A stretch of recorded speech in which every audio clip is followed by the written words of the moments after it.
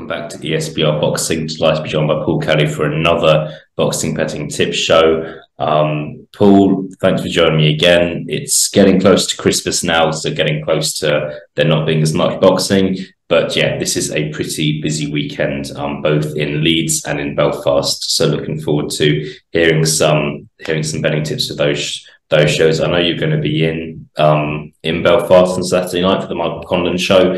So yeah, looking forward to seeing what you get up to there. But in the meantime, we will move on to the betting tips. What is your first betting tip for us this week? Yeah, so I'm gonna go for an underdog kind of bet. The main event pick from Conlon, the Conlon fight, and then also an undercard bet there from that card too in Belfast. So I'll go with my underdog pick first, and I actually thought these odds were a lot closer than I originally anticipated. And it comes in the Josh Warrington against Luis Alberto Lopez fight. Um, and I don't know, there's just something telling me. Yes, I know he looked good again last time against Kiko Martinez. But, another unknown Mexican, really, for Josh Warrington to fight. Looked like just like Lara. But, I've looked at a few clips of this guy and, the open workout the other day. And he looks lightning fast. Looks like he carries a bit of a punch too. So I'm going to go with Lopez to stop Josh Warrington at 2-1 as my first betting tip. It's interesting because I feel like a lot of the time foreign fighters come over to the UK and you see generous odds, they kind of get written off.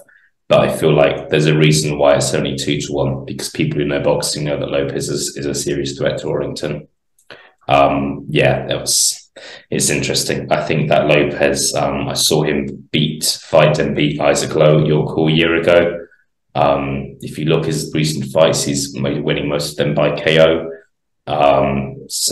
Really interesting fight this weekend. Genuine test for Josh Warrington. And I'm really looking forward to it. But yeah, that's interesting. That's still not bad odds, I think. But you're gonna have a lot of people backing Lopez to win this weekend, and you got to think if he's going to win, it's more likely to be by KO than points. So yeah, really interesting stuff. Yeah, definitely. I think 2-1 is worth backing. I think he was evens just to win, but I don't think he's going to win on the scorecard. So yeah, I definitely think that it could be a knockout there. Which I'll move on to my second, and I'll go to the other main event. Obviously, that I'm going to be in attendance.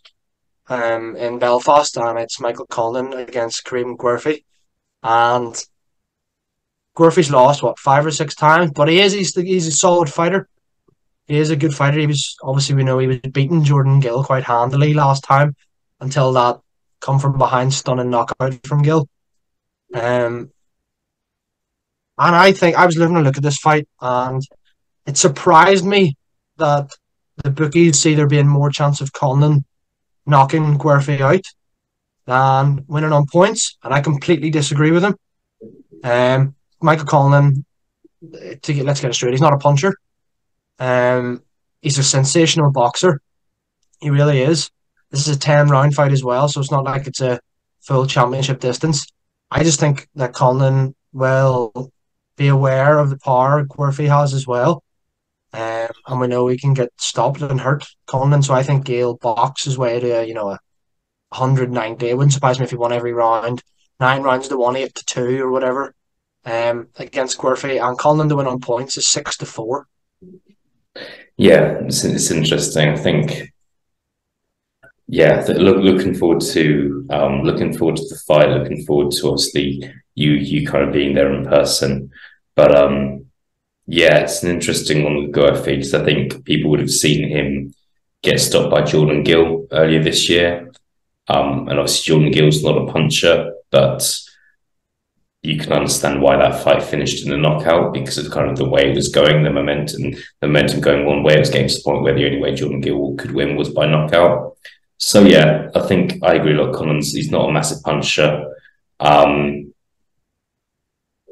And it's interesting, but it's 6-4. Those odds are definitely tempting. I think Conlon should win. I can't see a situation in which Conlon loses this fight against Guerfi, in my opinion. and I'm 50-50 over whether I think it could go the distance or whether it could end by stoppage. It kind of depends how Condon wants to go about it, and there's nothing wrong with Condon going the distance and getting the rounds in.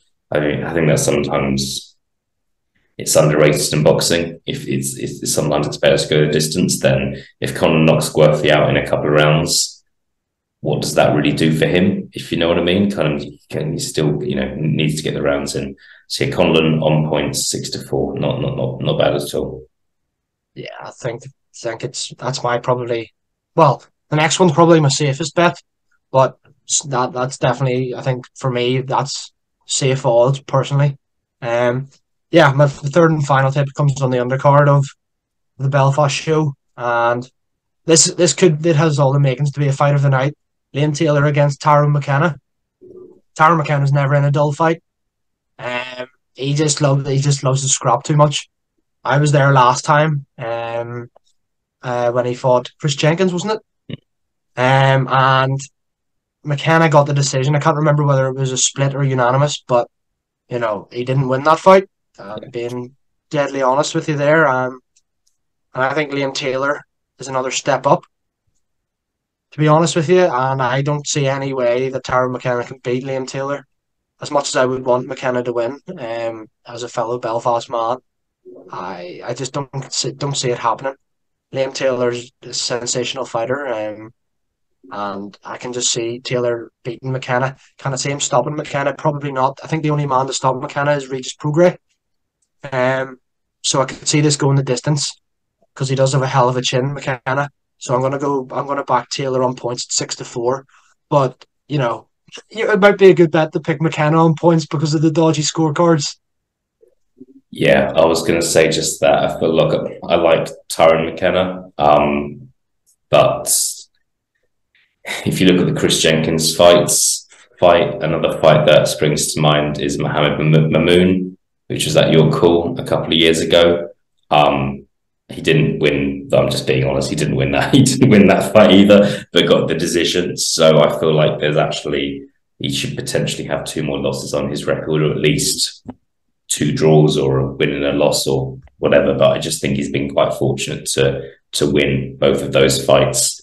I feel like one aspect of this fight as well. I don't think either McKenna or Liam Taylor are the biggest of punchers.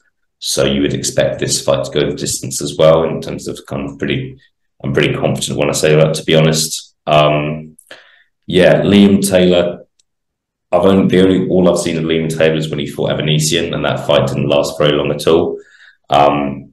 So yeah, very interested in how this fight goes. Agree, it's a fight of the night contender.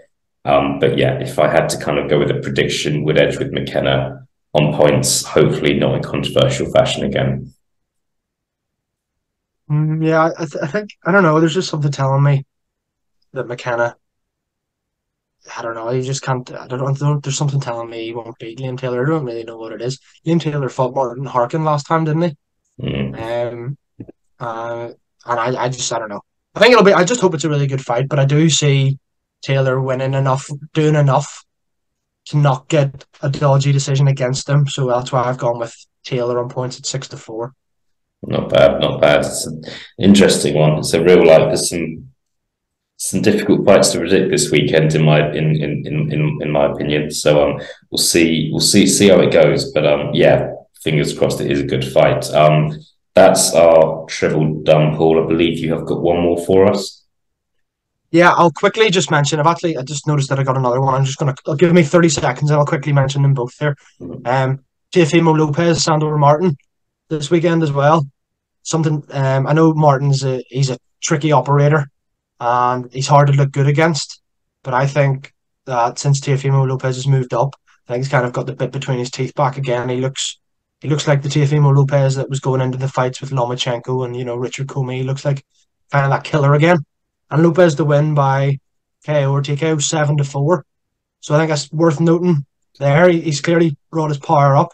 So you're nearly getting 2-1 odds there. So I think that's decent odds. And another one I'm quickly going to mention is, excuse me, again on the Belfast show. Just I don't know a huge lot about one of the people I'm going to mention here, but I'm just going to mention the odds because they jumped out at me. So Graham McCormick is fighting Fergus Quinn for the Celtic middleweight title. Graham McCormick's 8-1, and he won the Celtic middleweight title the last time out. I was at that fight at the Europa Hotel, and he's fighting Fergus Quinn, who's 4-0. So has had half the amount of fights as McCormick. And Graham McCormick is the champion, 8-1, and he's 4-1 to win this fight. So I could be completely wrong here, and Quinn could be, he could be a bit of a superstar. But I'm pretty sure this fight's only over 8 rounds as well.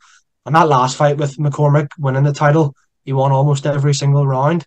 Neither are huge punchers, both only have 1 knockout each. I could see Graham McCormick potentially getting this one on the scorecards, but just to win, 4-1, I think it's worth mentioning for people that perhaps don't know too much about either men and are wanting a bit of a bigger odds bet there. Yeah, no, interesting. Just kind of just had a look and know Fergus Quinn's only 4-0, and Graham McCormack's kind of had only 9 fights, but that's still kind of considerably more. Notice there's a big gap in age there. So yeah, as you said, if someone's looking for kind of better odds than the bets that we've already spoken about, that's maybe one to go for. I think bookies are guilty sometimes of not getting the odds right on fights that are deep on the undercard.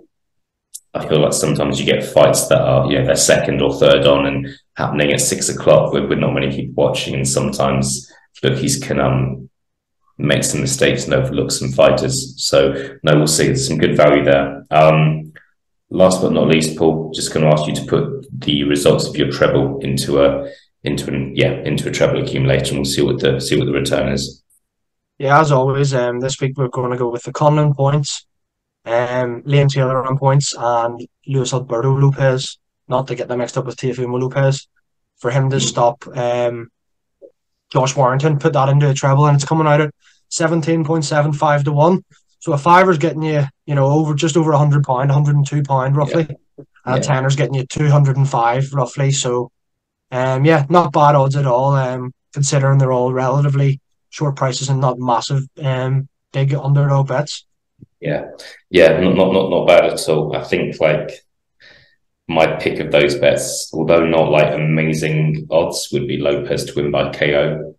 I think just he's a real live dog in this fight, and there's questions over where Warrington is at in his career. So I think the all you mentioned, if I was able to put money on one, that's the one I would pick, Lopez to win by KO at 2-1. Paul, thank you for your time as always. I believe next week's show will be the last one of the year. So prepare yourselves for that. But looking forward to speaking to you again next week. But always a pleasure, Paul.